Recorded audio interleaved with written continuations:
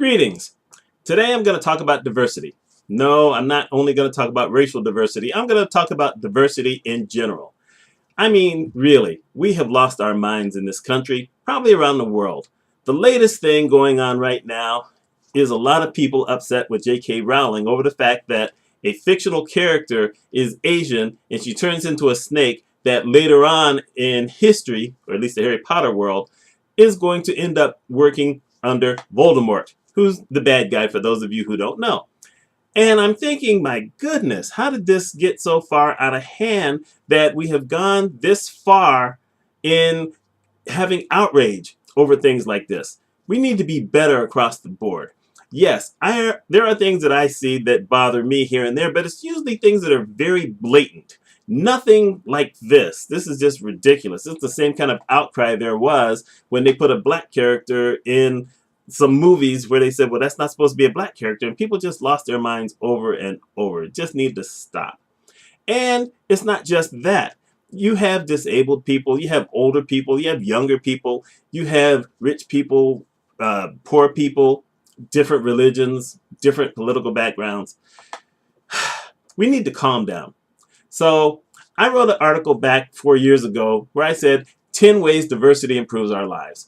I'm going to talk about 5 of those things here, and then I'm going to link to that article from before. And I'm not going to say exactly what I wrote there. I'm going to kind of, take this as it goes, because this is what I do. So this is 5 ways diversity helps to improve our lives. The first thing is diversity helps to reduce hate. Let's just face a fact here. Babies are not born hating anybody. They just aren't. Doesn't matter what they are, they don't hate anybody. As they grow up, now maybe they start to take on certain characteristics because of their parents. I don't know of any child whose parents didn't bring up race or didn't bring up money status or religious status who go to school and treat someone else as if they're inferior or totally different. It just doesn't happen. But it happens in the other world. If you have lived in a community where you've never seen someone of another race in your community, then it's possible that the only thing you know about them is what you see on TV. The same with older people, the same with younger people, like I said, rich and poor. You have that. However, if you get to meet some of those people, you start to find out that a lot of them are pretty good people. People are people. Yes, there's lousy people everywhere. But in general, people are people, which means that there's no reason to hate upon anyone, because you will find people who you think have the best lives in the world who don't like their lives. And you will find people who have little, but they think their lives are totally enriched. So there's no hate for any of those people. And the more that we diversify, then there's less hate. Next thing is we're more willing to see the world through someone else's eyes. This opens conversations up. I was a military kid, and I've done some videos on my other channel and on this channel where I talk about some of the places I've been. I mean, I lived in Tokyo, Japan. I had experience there. I lived in northern Maine, very, very northern Maine, and I had some experiences there. I was on the board of an organization called Arise, which worked to try to improve the lives and help the disabled live on their own, give them dignity. I mean, I did that for 13 years. I was with a committee here in town many, many years ago where we tried to find ways to improve the lives of kids in the community. So I have worked with a lot of different people. I've seen a lot of different things. And as you talk to people, you're able to kind of empathize with them, not sympathize, but empathize. You feel them. You get to understand them a little better. And if we understand each other, you remember that first thing I said about reduce hate? You reduce hate. That's just how that is. Now, we get to more comfort zones. Basically, when you get to more comfort zones, it means that everybody has a chance to participate. One of the things that I have read a lot is that white males fear diversity training, because they think that they're taking the blame. And you know what? They are. They take a lot of blame. However, you take blame only if you feel that's you. If you don't think that's you, then maybe you need to learn some things about yourself. We all need to learn some things. But if you embrace diversity, you'll find that your life is going to be better. Every company in America that has embraced diversity has found that things have grown and business gets better, ideas get better. No one gets locked into one thing. You know the businesses that fail? Well, look back. GE, Sears, Penny's. Why are these businesses failing? Because they didn't diversify. They really didn't. Facebook is doing well because it's diversified. Google does well because they diversified. You may not necessarily like the way they've done it, but they did. They brought in a lot of talent from other countries. And, maybe they haven't diversified as much as I would like, but it's hard to deny that they have diversified. So like I said, if you get to these comfort zones, everyone gets to participate. Everyone has a chance. Next, we find that we're actually more alike than we thought. I'm a pretty liberal guy. I mean, I really am. My politics are liberal.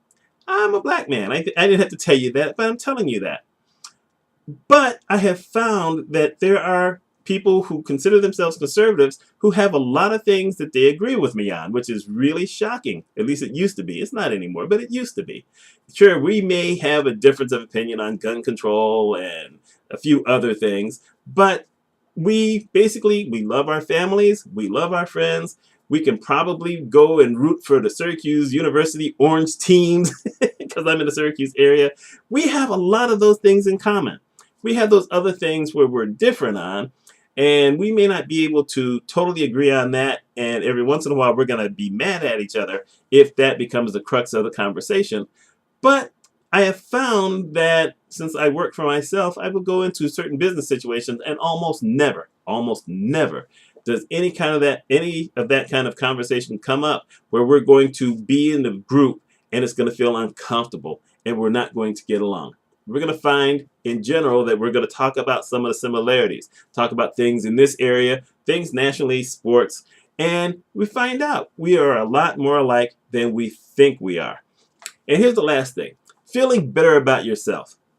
So if you're poor and you get to meet some rich people and you find out that their lives really aren't that much better than yours, you may start to appreciate that your life is pretty good. Or even if their lives are better, they may just take you in and say, hey, come and see what we have here. You may get those opportunities. I have never deferred to anyone because they're rich or famous or anything like that. I don't know about powerful. I've never really understood that kind of thing.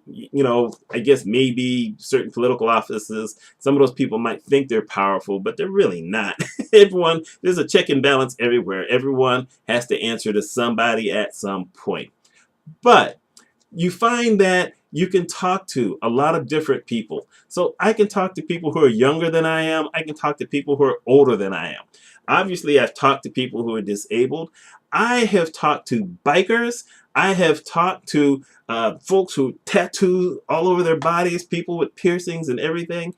It sounds weird, but we didn't have any of that when I was a lot younger. I mean, only the military most of the times had tattoos. Okay, so did the bikers, but you didn't have a lot of people with tattoos. Now almost everyone has tattoos. And it's interesting. We get to talk to those people and see what's going on. You have, like you said, people with disabilities. People who are in wheelchairs aren't ashamed of themselves anymore. They never should have been. Never should have been there. Folks who may have difficulty learning. Well, you know what? There are some of those people who do really well. So you start to feel better about yourself the more that you understand that in general, life offers the opportunity for everyone to have a fair life, for everyone to get along. The more different that you can, talk to someone who maybe, there's something that's totally different about them. They may even be a lot like you. You start to find out that everyone has their good issues, their bad issues, things that bother them, things that make them happy, and some of those may be yours. And I'll tell you the truth. I have found that when I may have certain things that I'm not necessarily crazy about that I do or that I experience, hearing that someone else is experiencing the same thing or something similar, I don't know why, but it makes me feel better because now I don't feel alone. That's the type of thing that diversity can help you do. Now, those are my thoughts, those 5 things. Like I said, I'm going to link to my article from years ago that offers 10. But what are your thoughts? This is my business channel, obviously, so A lot of these things I talked about were personal, but we have to deal with these things in business as well. Let me know your thoughts. My name is Mitch Mitchell. I hope you have a wonderful day.